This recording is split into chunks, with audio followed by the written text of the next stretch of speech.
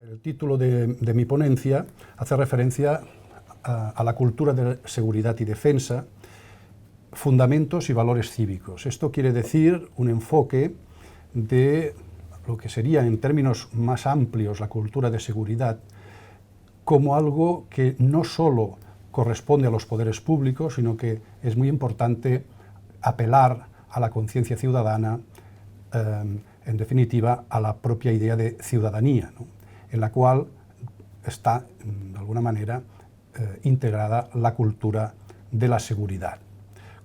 Eso significa un cambio, quizá, de paradigma respecto a lo que muchas personas piensan, ¿no?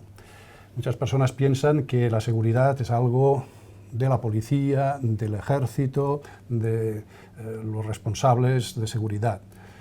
Sin embargo, hay que tener en cuenta que sin una comunidad responsable es muy difícil que esta seguridad se haga efectiva.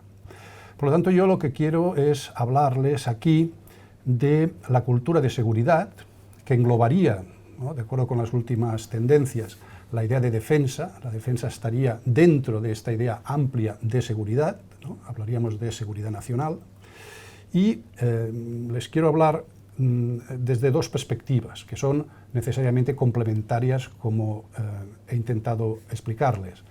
Por un lado, tenemos las perspectivas propias de los poderes públicos, que tienen sus estrategias de seguridad.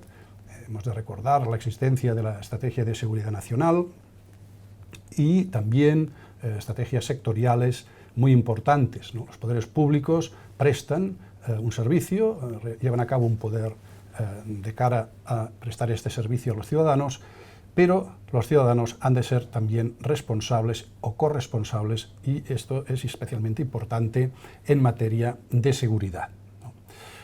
Por ejemplo, no hay nada como tener conductas seguras, ¿no? Si uno tiene conductas seguras, significa que tiene una cultura de seguridad, ¿no? No porque haya más policía habrá más seguridad, sino que la cultura de seguridad debe ser algo integrado. Y a nivel mucho más mundial, tiene que haber una cultura de seguridad nacional, de seguridad como existe, ¿no? Estrategias de seguridad europeas, en definitiva, que los estados se planteen llevar a cabo políticas efectivas de seguridad, con la complicidad, obviamente, de los poderes públicos y también de los ciudadanos. Por otro lado, también me gustaría comentarles que mi perspectiva, a mi perspectiva se incorpora otro punto de vista, ¿no? Este otro punto de vista sería que la idea de seguridad deberíamos entenderla como una seguridad integral. La seguridad integral vendría a decirnos que no solo debemos estar interesados en ámbitos específicos, ¿no?, de la seguridad. La seguridad no solo es la seguridad pública o seguridad ciudadana, como muchas veces entendemos, sino que muchas actividades de nuestra vida están impregnadas, o deberían estarlo, por la idea de seguridad, ¿no? Así tenemos el tema, por ejemplo, de la seguridad en el trabajo, o el tema de la seguridad como prevención de riesgos, en muchos ámbitos de la vida, que se tiene que dar esta perspectiva más amplia. Bien, desarrollando un poco esta perspectiva que estoy diciendo, me gustaría destacar que el legislador en España ha llevado a cabo un paso adelante importante, a mi juicio, en la Ley 36/2015 de 28 de septiembre, ley denominada de Seguridad Nacional. Esta es una ley que, por un lado, es novedosa porque introduce el concepto de seguridad nacional como una política pública, pero, por otro lado, también podríamos decir que fue elaborada muy deprisa y aquí me gustaría introducir una cierta crítica en el sentido de que una ley tan importante como esta se gestó por el procedimiento de urgencia al final de una legislatura. No me parece que una cosa tan importante responda a la necesidad de que exista una cultura de seguridad, ¿no?, sino a un sistema tradicional de elaboración de leyes, cuanto más rápido mejor, porque se acababa la legislatura, ¿no? En este sentido, esta ley da un paso adelante porque habla de la seguridad nacional como una política pública dirigida, ¿no?, por el presidente del Gobierno y por el Consejo de Seguridad Nacional, pero fue criticada en su momento por algunas comunidades autónomas, especialmente desde Cataluña y el País Vasco. Entendían que se producía, ¿no?, una intromisión en competencias propias, en materia de protección civil, materias, digamos, de dirección de sus policías propias, etc., y fue impugnada ante el Tribunal Constitucional por medio de un recurso de inconstitucionalidad, y dio lugar a una sentencia que me parece interesante, que es la sentencia 184/2016, en la cual nos habla el Tribunal Constitucional aquí del concepto de coordinación reforzada, ¿no? La seguridad nacional como política pública debe ser algo que se mueva en estas coordenadas, en este concepto de coordinación reforzada. Coordinación reforzada significa que la política de seguridad nacional se lleva a cabo como un objetivo compartido por todos los poderes públicos, es decir, el Estado central, las comunidades autónomas, los ayuntamientos, etc. Y también la sociedad, ¿no? La sociedad también ha de hacerse partícipe de esta necesidad de una política pública que, como quizá todas las políticas públicas, están pensadas para los ciudadanos, ¿no? Por lo tanto, esta también, ¿no? Y no tiene ningún sentido, ¿verdad?, hacer una política pública sin tener en cuenta los ciudadanos, sus preocupaciones, y por lo tanto, bueno, esta idea de mirar de generar una cultura de seguridad. El concepto de seguridad nacional se define en el artículo 3 de esta ley de la siguiente manera, que me gustaría leerlo para que nos hagamos una idea de lo que es. Se nos dice: la acción del Estado sería dirigida a proteger la libertad, los derechos y el bienestar de los ciudadanos, a garantizar la defensa de España y sus principios y valores constitucionales, así como a contribuir, junto a nuestros socios y aliados, a la seguridad internacional, en cumplimiento de los compromisos asumidos, ¿no? Concepto, dice la ley, que hasta la fecha no había sido objeto de una regulación normativa integral.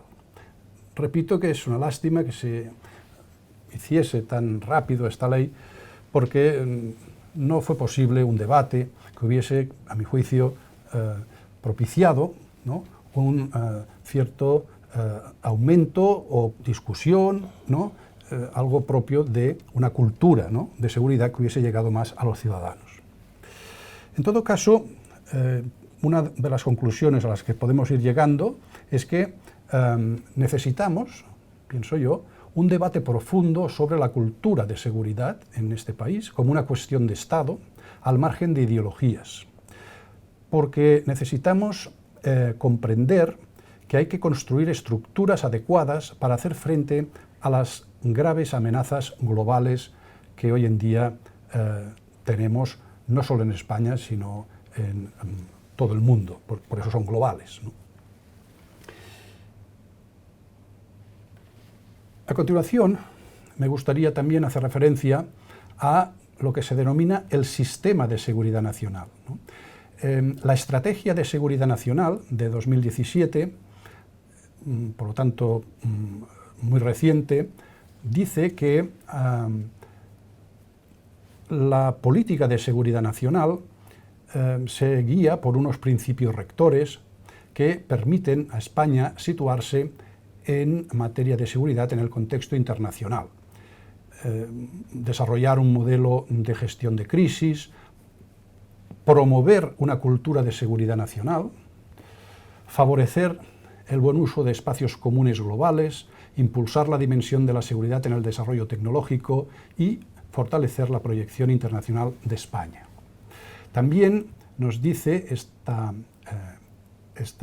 estrategia de seguridad nacional que, aparte de incluir ámbitos tradicionales de actuación, de protección, ¿no?, de la seguridad, como son la defensa nacional, la lucha contra el terrorismo, la ciberseguridad o la lucha contra el crimen organizado, establece hasta 15 ámbitos que considera que son como 15 ámbitos para luchar y por lo tanto sobre los cuales necesitamos también tener esta cultura de seguridad. Por ejemplo, la preservación del medio ambiente, la lucha contra el cambio climático, la seguridad frente a las epidemias o pandemias, la seguridad del espacio aéreo, etc.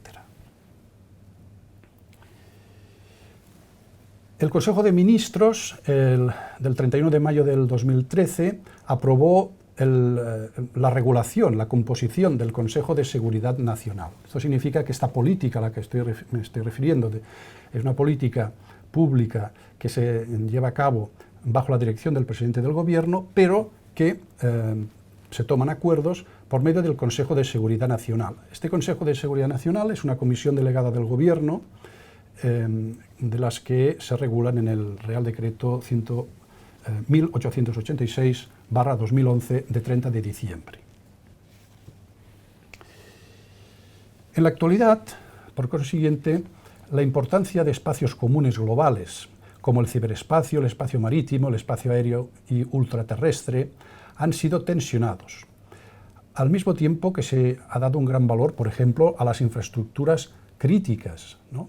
Por lo tanto, todos estos temas que van mucho más allá de la idea clásica, ¿no?, de la defensa, hay que integrarlos en un concepto, podemos decir, amplio de seguridad, ¿no?, lo que sería la seguridad nacional. Y por lo tanto, considero importante impulsar esta cultura de seguridad nacional en el que la sociedad en su conjunto ha de ser partícipe, no puede vivir al margen. Estamos, por tanto, hablando de un proyecto de seguridad integral inclusivo en el que no es admisible que la seguridad sea una parcela política bajo el estandarte de unos determinados partidos que gobiernan en un momento determinado, ni puede ser un pretexto de control competencial ni territorial por entender que puede desvanecerse la pérdida de poder del Estado. Por consiguiente, a mi juicio, la reflexión sobre la seguridad en una sociedad democrática es un elemento imprescindible, es un valor insoslayable para construir algo tan trascendental como el derecho a vivir en paz. Una paz que, si bien es cierto que debe comenzar por cada persona, también necesita estructuras sociales y jurídicas que la faciliten y le den vitalidad, que aporten algo de certeza a la vida humana y que, por encima de todo, se encuentren al servicio de la garantía del gran valor del Estado constitucional democrático, que no es otro que la libertad. Y ahí es donde tenemos un nuevo problema, ¿no? Esta cultura de la seguridad, a partir de 2011, es cada vez más imprescindible, puesto que a partir de 2001, con los atentados en las Torres Gemelas y todo el mundo posterior, a partir de 2001 comienza un camino de difícil tránsito jurídica y políticamente para garantizar esta libertad ante las amenazas terroristas y, sobre todo, con esta tendencia que se está desarrollando en muchos países, que es utilizar la idea de seguridad para restringir o incluso a veces, ¿no?, menoscabar, ¿no?, hasta límites que nos parecían insospechados en épocas anteriores, la idea de libertad, sin la cual, con mayúsculas, no tiene sentido hablar de seguridad. A continuación, un poco para desembocar en la segunda parte, ¿no?, de mi intervención, me gustaría hacer referencia a la importancia y el sentido de los valores cívicos, ¿no?, en una sociedad democrática. Parto de la idea de que en toda sociedad hay conflicto, hay tensiones derivadas de la convivencia. La vida social no es siempre armónica, como es obvio. Y además, uno de los problemas que tenemos hoy en día en nuestras sociedades es que fallan los elementos comunitarios, que unen de forma más intensa a las personas, ¿no? Vivimos en un mundo líquido, ¿no? En un mundo donde referencias como la familia o determinados ámbitos de socialización son a veces muy leves, muy poco sólidos, ¿no?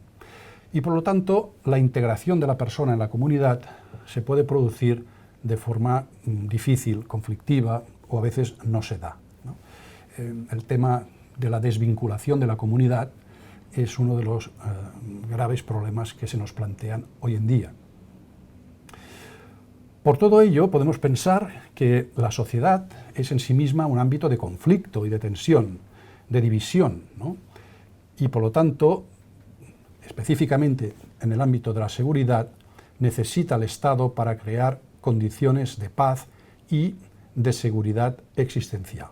Pero dicho esto, también es cierto que el Estado no puede solo garantizar esta libertad y esta seguridad, ¿no? Necesita la colaboración ciudadana, necesita la conciencia ciudadana.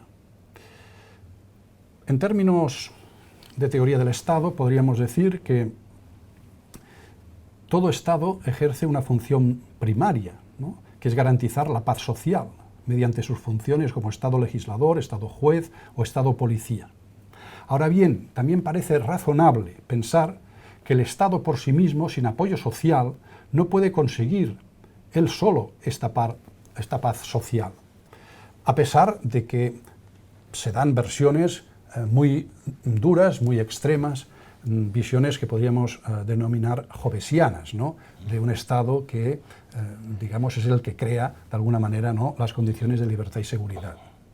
Por lo tanto, entiendo que el Estado necesita la colaboración ciudadana a partir de la formación y la educación cívica, la responsabilidad social de la persona y el cultivo de las virtudes humanas para la vida pública, que es una terminología un poco antigua, pero que creo que es totalmente actual.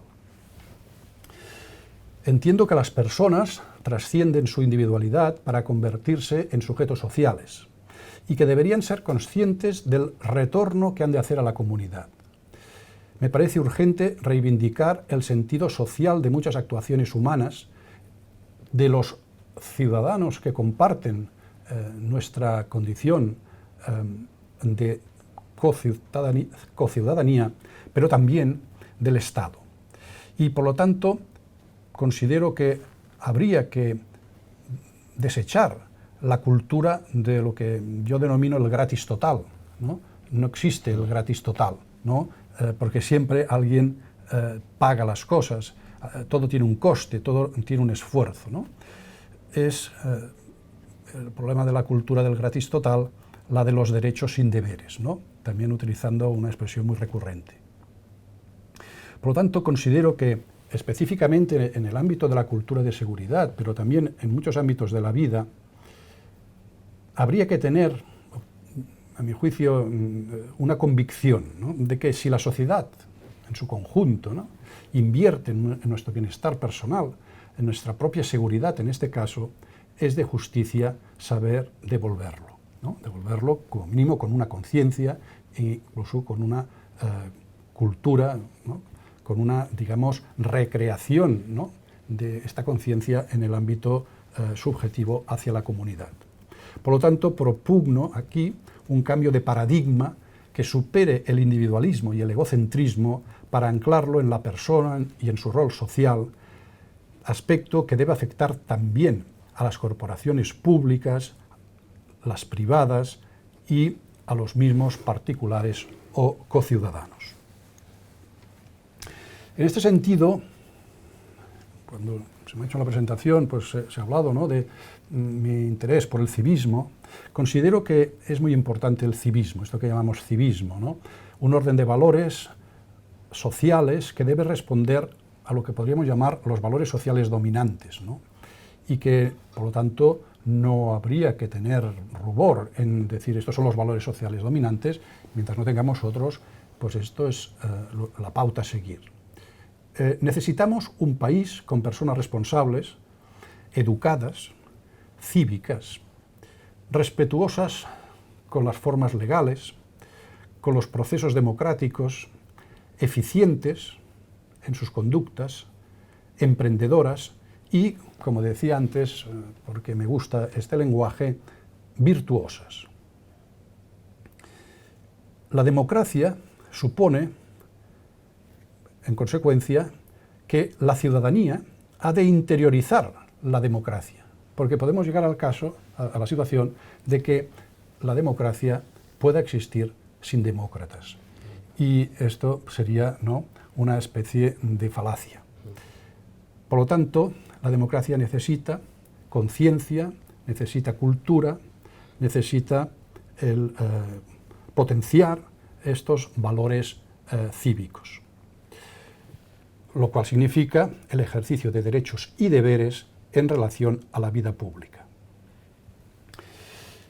Por otro lado, y relacionado con el civismo, cuando hablamos de seguridad, muchas veces se entiende que parece que la seguridad va asociada a la represión, ¿no?, cuando la seguridad, como otros ámbitos de la vida, debería ir relacionada con otros conceptos como la educación, la prevención, la integración social, evitar la exclusión social, la participación de la ciudadanía en el diseño de las políticas públicas y, por lo tanto, también de las políticas de seguridad nacional. De alguna manera, la educación cívica, lo que podríamos llamar, en términos clásicos, la ciudadanía republicana, nos aporta, yo creo, un valor añadido para reflexionar sobre la importancia de la persona, del desarrollo de esa persona en el seno de una comunidad y, en lo que a nosotros nos afecta, la responsabilidad en una cultura de seguridad que, insisto, no es solo una cuestión de los poderes públicos, ni mucho menos, sino que debe ser una cuestión que afecte profundamente a las personas. Bien, esta es un poco estas son las ideas que yo tenía planteadas y creo que a continuación podemos, ¿no?, desarrollar un poco algún debate. Por supuesto. Muchas gracias. Muchas gracias, profesor Pérez Francés, porque ha apuntado usted diversas cuestiones pues de una extraordinaria actualidad y además con un rigor intelectual que es el propio con el que se deben abordar este tipo de cuestiones en un mundo tan cambiante, ¿verdad?, como el nuestro, que es el mundo de lo líquido, como muy bien usted ha señalado, el mundo que se desvanece en esta especie de posmodernidad que estamos viviendo, que estamos atravesando, donde nada parece definitivo, nada parece estable. Bien, hay un tema, y luego enlazaré con alguna de las intervenciones del chat, hay un tema que usted lo ha señalado muy bien, que es esa tensión evidente entre la seguridad y la libertad que entra dentro del gran problema del derecho, la tensión entre la autoritas y la libertas, esos dos polos de tensión donde ha gravitado tradicionalmente el derecho, pero que se hace en nuestros días muchísimo más evidente, si acaso, que en otras épocas. Y a propósito de estas cuestiones, a mí me ha interesado mucho la perspectiva de entender la seguridad desde el punto de vista comunitario, no entenderlo desde el punto de vista exclusivo de las estructuras de poder, sino como un problema que afecta a todos, a la comunidad en su conjunto, rescatando, ¿verdad?, esas ideas aristotélicas en torno a la virtud que ahora más que nunca conviene traerlas de nuevo. Bien, pues a propósito de esto, a mí me gustaría preguntarle dos cuestiones. El tema de la seguridad actualmente en sociedades como las democracias avanzadas de Occidente y donde se desarrolla un fenómeno insospechado hace una serie de décadas, como es el fenómeno multicultural. El multiculturalismo ha cambiado la faz de Occidente, es decir, cuando nosotros pensamos en nuestras modernas sociedades no podemos pensar como algo exótico la existencia de individuos ya con arraigo, ciudadanos de pleno derecho, que se desenvuelven y que han abierto unas sociedades como las europeas hasta principios del siglo XX más cerradas, más ancladas en una civilización, digámoslo así, cristiana, pero que, desde luego, con el fuerte influjo de las migraciones, Europa ha cambiado de faz. ¿Cómo encajamos ese tema del multiculturalismo? Y luego también me gustaría, en la línea que le ha apuntado una de las espectadoras a esta sesión, a esta Open Class, Mercedes Benazquén, ¿cómo encajamos el problema de la seguridad desde el punto de vista de una especie de privatización de la seguridad y de la ley de seguridad privada? Muy bien. Sí, sí. Pues bueno, son dos preguntas muy interesantes, muy importantes, ¿no? Y al mismo tiempo, bueno, muy difíciles de responder dando una especie de conclusión definitiva, ¿verdad?, que ni mucho menos puedo dar. Sobre el tema de la multiculturalidad, a mi juicio, el tema de la multiculturalidad muchas veces se interpreta como que cada uno tiene que ir por su camino, ¿no? Y claro, la multiculturalidad no implica que se tenga que buscar un mínimo común denominador, ¿no? Porque si no, no hay comunidad. O sea, el problema de la multiculturalidad es, por un lado, hacer tabula rasa de todo, sobre todo de todo lo existente, con lo cual entonces no tenemos ninguna referencia sólida, porque cualquier cosa va bien. Y por otro lado, que no haya un mínimo común denominador, ¿no? Y por eso es importante la cultura, yo creo. La cultura debería ser un elemento aglutinador que permita que las diferentes culturas que se dan en una sociedad pluralista, que es algo muy legítimo y respetable, compartan, ¿no? Tienen que compartir elementos comunes. Hay que buscar vínculos, ¿no?, de convivencia, porque si no es imposible, ¿no? La idea esta de que cada uno pues va a su aire, ¿no? Esto no puede ser, porque entonces no hay ni comunidad ni sociedad. Y mucho menos pues, se puede gestionar algo tan importante como la seguridad cuando uno no se considera miembro de esta sociedad, que es uno de los problemas que tenemos en Europa con determinados planteamientos, que hay grupos que se consideran excluidos de la sociedad y entonces actúan violentamente incluso, ¿no? Porque la sociedad los ha expulsado de alguna manera, ¿no? Que hay muchos elementos que yo creo que son importantes, hacer políticas de integración efectivas, hacer políticas que eviten la exclusión, sobre todo la exclusión por razón económica, ¿no? La multiculturalidad es algo muy respetable. Lo que ocurre que tampoco hay una solución única, ¿no? Por ejemplo, en los Estados Unidos hablan del melting pot, ¿no? Una mezcla, ¿no? Pero al final lo importante es ser norteamericano, ¿no? Tiene que haber algo que una, ¿no?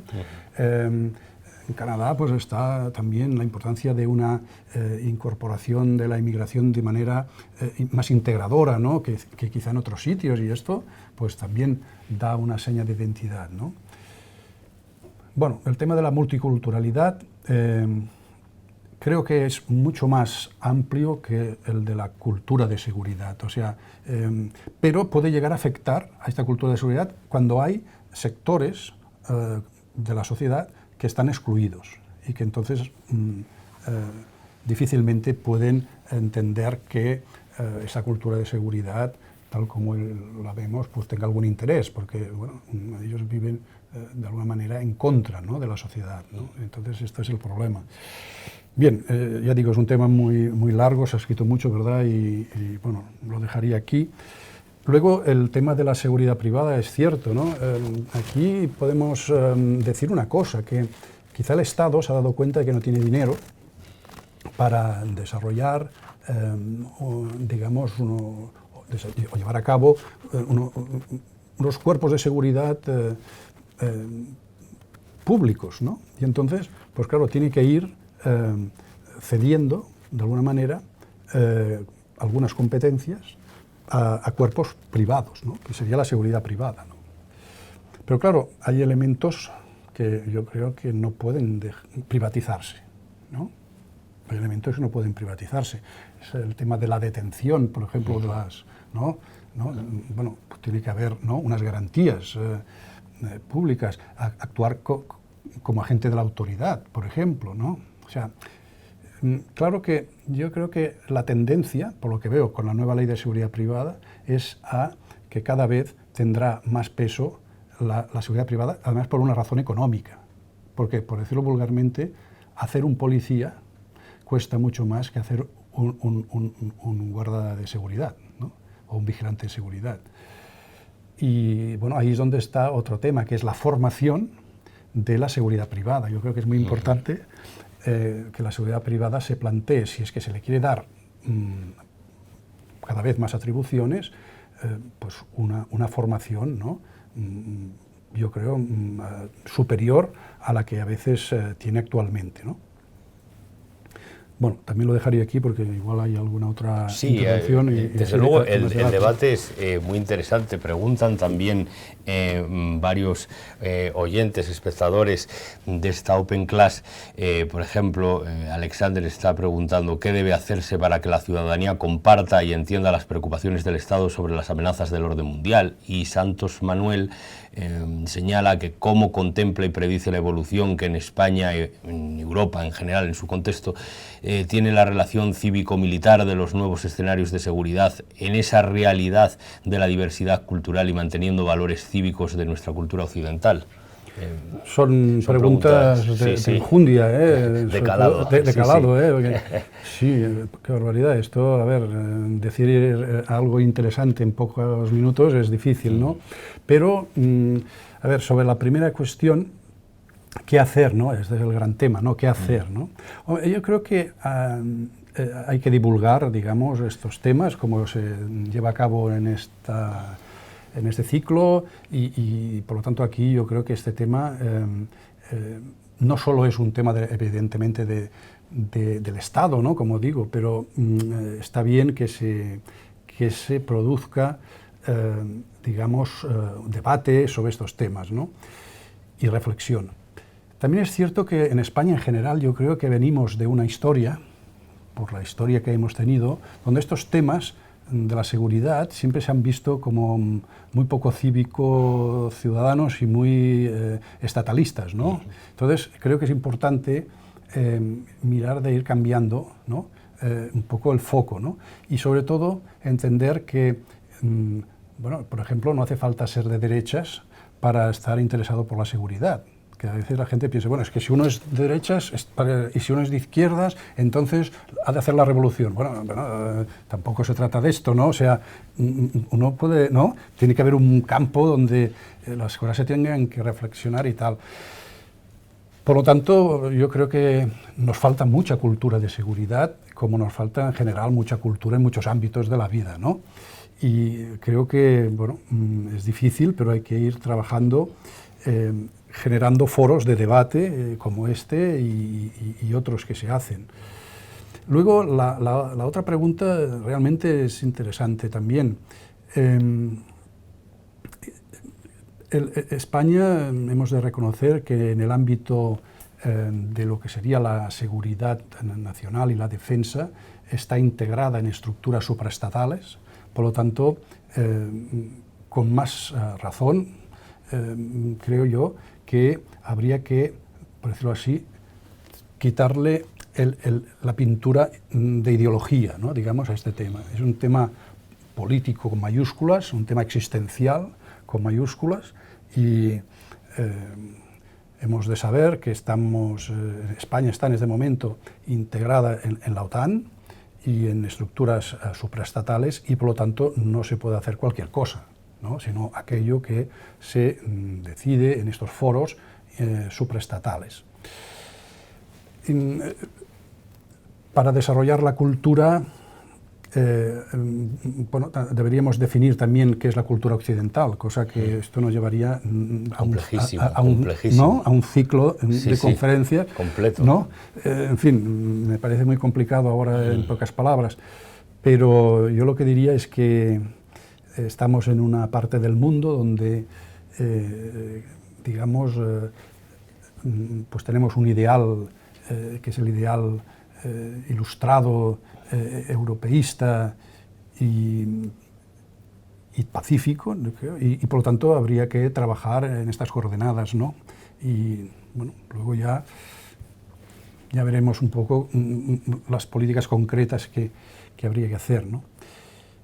Y en definitiva es un tema interesante, es un tema como para hacer un libro, digamos, ¿no? Es un tema muy absolutamente de acuerdo. A mí me gustaría volver otra vez a retomar una idea que usted ha planteado muy bien y me parece sumamente interesante, es la idea de la comunidad. Y dentro de esa idea de la responsabilidad de la propia comunidad de cara a asumir una intervención activa en materia de seguridad, tenemos un gran debate que nosotros como sociedad, como Estado, lo superamos hace unos años, pero que curiosamente se está volviendo a plantear en muchos estados europeos, como es la restauración del servicio militar, y ya no vayamos al tema del servicio militar, sino una especie de obligaciones personales, como la Constitución las plantea también, la posibilidad de imponer por parte del Estado deberes u obligaciones personales a los ciudadanos de cara a interiorizar que la seguridad es algo de la cual todos debemos ser corresponsables. ¿Qué le parece a usted todo esto de tratar de introducir de alguna manera a los individuos más jóvenes de la sociedad en esa idea de responsabilidad? No digo a través del conocimiento del ejército ni la restauración del servicio militar, pero sí de una especie de valores cívicos en torno a la seguridad por parte de individuos que han crecido y vivido en un ambiente sin mili. Sí, sobre este tema yo lo que pienso es que quizás sí que haría falta en general algún tipo de prestación comunitaria. Creo que esto puede ir bien, no sé de qué tipo, quizá no necesariamente militar. Exacto. Pero sí que, jurídicamente, en abstracto, podemos decir, igual que hay prestaciones económicas, tributarias, pues puede haber prestaciones personales, y si no, pues nos planteamos el Estado que puede hacer esto. Vamos, que en definitiva, que hacer esto por parte del Estado significa que los ciudadanos somos parte del Estado, digamos. Este sería un poco el tema, ¿no? Claro, aquí el problema también es que venimos de una historia donde quizá el servicio militar en España pues fue una cosa muy como un poco, digamos, predicamento, ¿no? Claro, hasta que yo creo que se convirtió en una cosa bastante, por decirlo así, inútil, ¿no? Entonces, claro, ha generado, junto con la mala digestión, yo diría, de la cuestión del ejército en España, que yo creo que esto está ya superadísimo, ¿no? Este tema ya está superadísimo, pero bueno, sigue habiendo algunas malas comprensiones, creo yo, de estos temas. Y entonces a mí me parecería muy razonable, incluso se está pensando en otros, en Francia, en otros sitios, hacerlo, ¿por qué no? Es decir, hacer algo en general por los demás, por decirlo así de forma sencilla, hacer algo por los demás, en general, puede estar bien, ¿no? Es educativo y demuestra, ¿no? Sí, y demuestra también una cultura, ¿no? Una cultura, claro, de que no solo, o sea, la cultura del gratis total no, una cultura diferente. También es un factor potente de integración, integración social, de igualitarismo social también. Yo creo que tiene valores importantes y por eso, en estados como Francia o tal se lo plantean, ¿no? Pero claro, no se lo plantean como antiguamente, irse a disfrazar, digamos, ¿no? Sino, no es un tema externo, es un tema interno de ser, ¿no? Digamos, de conciencia, ¿no? Y luego también otro tema que yo creo que sería interesante, debe ser muy complicado, pero es potenciar un poco, por ejemplo, el tema de la reserva o este tipo de cosas que, ¿por qué no se puede, digamos, ¿no? También poner en valor, hay estados donde la gente se va el fin de semana pues a prestar un servicio voluntariamente, ¿no? ¿Por qué no? Si uno quiere, ¿no? Por ejemplo, incluso en el ámbito militar, los reservistas. Esto ya existe, lo que pasa es que tampoco tiene un gran predicamento, ¿no? Pero quizá este predicamento viene de una historia. Yo creo que es que nosotros tenemos una historia un poco peculiar, ¿no? Dirían, ¿no? Y, bastante. ¿no? Sí. Y entonces esto nos está, digamos, afectando mucho bueno, generaciones que no ya tenemos nada que ver con esta historia, quizá, ¿no? Sí. Muy bien, profesor Pérez Francés, pues desde luego yo he aprendido muchísimo con su ponencia a propósito de estas cuestiones de la cultura de la seguridad y la defensa. Espero también que las personas que se han conectado pues les haya sido igual de provechosa, y aprovecho también para agradecer al profesor García González por este ciclo de conferencias que son sumamente ilustrativas de un problema fundamental en nuestra sociedad. Muchas gracias. Muchísimas gracias a ustedes.